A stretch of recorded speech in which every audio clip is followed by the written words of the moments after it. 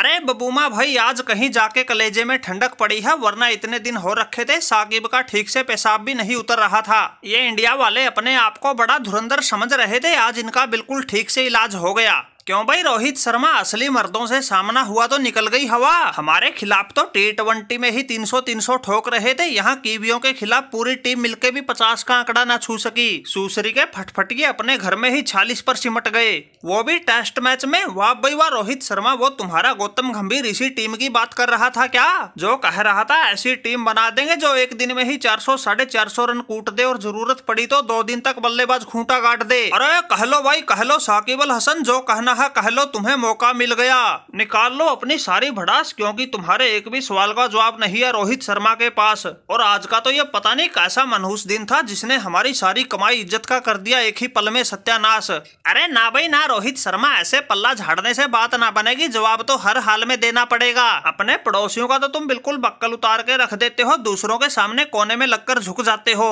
हमारे खिलाफ तो तुम्हारे सभी बल्लेबाज बड़े तुर्रमखा बन रहे थे, टेस्ट मैच के 30-32 ओवर में ही 280-90 रन ठोक दिए थे। और यहाँ न्यूजीलैंड के सामने तुम्हारे सभी तुर्रमखा की फटके हाथ में आ गई। 31 ओवर खेलने के बाद भी पूरी टीम सिर्फ 46 रन पर ही सिमट गई।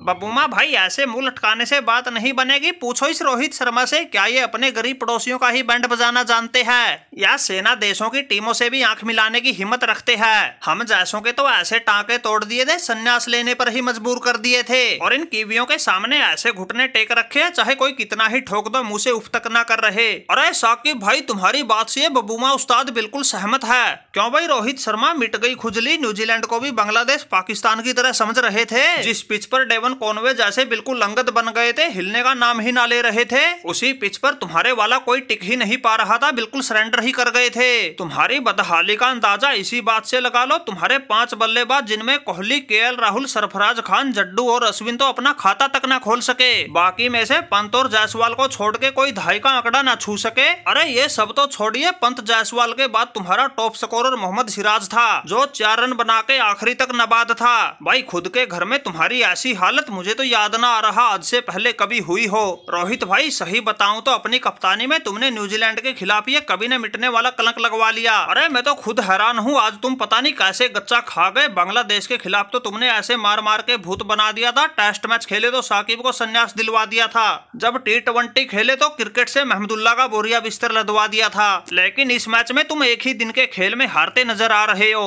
अरे बबूमा भाई क्या बताऊं, मेरा तो वो टॉस जीत के पहले बल्लेबाजी करने का निर्णय ही भारी पड़ गया। वैसे सही बताऊं तो मैं तो टॉस जीत के पहले गेंदबाजी करना ही चाह रहा था, लेकिन हमारे कोच साहब गौतम गंभीर बोले भाई टीम ऐसी बनानी है जो सभी परिस्थितियों में लड़ सके, जो ऑस्ट्रेलिया इंग्लैंड जैसों के घर में जाकर भी उन पे भारी पड़ सके। इसलिए भाई पहले बल्लेबाजी का फैसला लेके हमसे ये गलत फार्म भरा गया, वरना हम तो पिछले साल के वनडे वर्ल्ड कप के फाइनल में कंगारुओं के खिलाफ मजबूरी में पहले बल्लेबाजी करके आज तक पछता रहे थे, और आज वो जानबूझ के की गई गलती ही हम पर भारी पड़ गई। बबूमा भाई ये तो बारिश का मौसम था, शुरुआती ओवरों में गेंद ऐसी फंसती जा रही थी, पूरा जोर लगाने के बाद भी बल्ले पर नहीं आ रही थी, और उसी का फायदा उठा के ये न्यूजीलैंड की टीम हमारे एक के बाद एक सभी सूरमा को निपटा रही थी। अरे ये तो हमने खुद के पांव पर जानबूझकर कुल्हाड़ी मारी तो हमारी ऐसी हालत हुई, वरना न्यूजीलैंड वालों की इतनी औकात नहीं थी इंडिया में आके इंडिया पर भारी पड़ जाए। अरे वाह भाई वाह रोहित शर्मा, ये तो वही बात हो गई, रस्सी जल गई लेकिन बंट नहीं गया। टेस्ट मैच में ही पूरी टीम 50 से नीचे सिमट के बैठी और हवाबाजी ऐसे कर रहे हो जैसे अकेले ने ही कोई 13 शतक ठोक दिया हो। यह बांग्लादेश नहीं है जो किसी टेस्ट मैच में 2 दिन के खेल में भी तुमसे हार जाएगी, तुम्हारे साथ पहले का भी सारा हिसाब किताब चुकाएगी और तुम्हें तुम्हारी औकात भी दिखाएगी। माना कि ये कप्तान टॉम लाथम सस्ते में निपट गया, लेकिन तुम्हारा इलाज करने के लिए हमारे पास बहुत से अमोघ अस्त्र है। अरे टॉम लाथम भाई अभी से इतनी हवाबाजी मत करो, ये इंडिया वाले है बाजी पलटना अच्छे से जानते हैं। माना कि भाई तुमने पहले ही दिन इनके स्कोर के मुकाबले काफी अच्छी बढ़त बना ली है, लेकिन इनको हल्के में लेने की भूल मत करना। बस एक बार कैसे भी करके तुम इनको ये सीरीज हरा दो, फिर साकिब को अपने संन्यास के फैसले पर ज्यादा दुख नहीं होगा।